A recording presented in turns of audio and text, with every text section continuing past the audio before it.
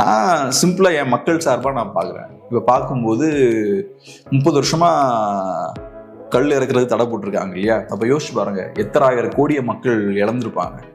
எவ்வளவு பெரிய மார்க்கெட் அது, தமிழ் மக்களுக்கு இவ்வளவு பெரிய இழப்பு. அந்த பணம்லாம் யார் கைக்கு போயிருக்கு?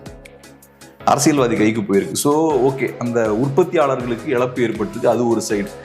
ஆனா இதுல யாருக்கு உண்மையான நஷ்டம்னு பார்த்தா குவிக்கிற எல்லாத்துக்குமே நஷ்டம் தான். ஏன்னா இப்ப நம்ம சகட்டு மேனிக்கு அதிகப்படியான பணத்தை கொடுத்து நம்ம மதுபானங்களா வாங்கிட்டு இருக்கோம். கவர்மெண்டால இவ்வளவு ஈஸியா அதிகப்படியான பணத்தை மக்கள்கிட்ட இருந்து எப்படி வாங்க முடியுதுன்னா, கவர்மெண்ட்டை சேலஞ்ச் பண்றதுக்கு எந்த இன்ஸ்டிடியூஷனுமே இல்லை, யாருமே இல்லை, வேற எந்த மதுபானங்கள் உற்பத்தி பண்ற ஆட்களும் இல்லை களத்துல. ஸோ அப்படி இருக்கும்போது நம்ம கொடுக்குற ரேட்டுக்கு தான் நம்ம வாங்கி ஆகணும். நான் 200 ரூபா கொடுத்தாலும் நீ வாங்கி தான் ஆகணும், 300 ரூபா கொடுத்து சொன்னாலும் நீ வாங்கி தான் ஆகணும்.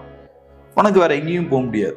ஸோ அப்படி இருக்கும்போது கல் அப்படின்ற ஒரு ப்ராடக்ட் மார்க்கெட்டுக்குள்ள வருதுன்னா, கவர்மெண்டால இப்படி அதிகப்படியான விலைக்கு ஆல்கஹாலை விற்க முடியாது இல்லையா? ஸோ அதை நோக்கி போறதுல ஒரு பெனிஃபிட் இருக்கு. நான் சொல்றது பியூரா சொசைட்டி மக்களோட பார்வையிலேருந்து நான் சொல்றேன். அஃப்கோர்ஸ் இப்போ கவர்மெண்ட் பாயிண்ட்ல இருந்து எப்படி பாக்குறாங்கன்னா, எங்களுக்கு அது பெரிய ரெவன்யூ லாஸ் ஏற்படும். ஏறக்குறைய ஒரு 50,000 கோடி ரூபாய் வருஷம் கவர்மெண்ட்டுக்கு டாஸ்மார்க்ல இருந்து ரெவன்யூ வருது. ஸோ இப்போ லீக்கேஜ்லாம் போகவே 50,000 கோடி வருது தாராளமா. நீங்க சொன்ன மாதிரி அந்த லீக்கேஜஸ்லாம் இல்லாம இருந்ததுன்னா இன்னும் பயங்கரமான ப்ராஃபிட், 1 லட்சம் கோடி கிட்ட வரும் போல. தாராளமா வரதுக்கான ஸ்கோப் அங்க இருக்கு. ஏகப்பட்ட ஊழல் இருக்கனால அதெல்லாம் தாண்டியும் ஒரு 50,000 crores ஆனுவலா அது எடுக்குது.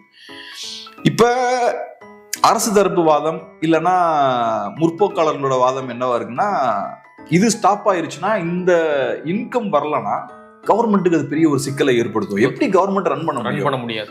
டோட்டல் எக்ஸ்பெண்டிச்சர்ல ஏறக்குறைய 10% நினைக்கிறேன்.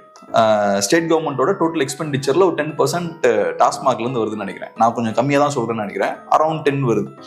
இது இல்லைன்னா எப்படி நாங்க கவர்மெண்ட் ரன் பண்ணுவோம் அப்படின்ற மாதிரி கேட்கிறாங்க. முதல்ல நம்ம புரிஞ்சுக்க வேண்டியது என்னன்னா, தமிழ் மக்கள் செழிப்பான மக்கள்.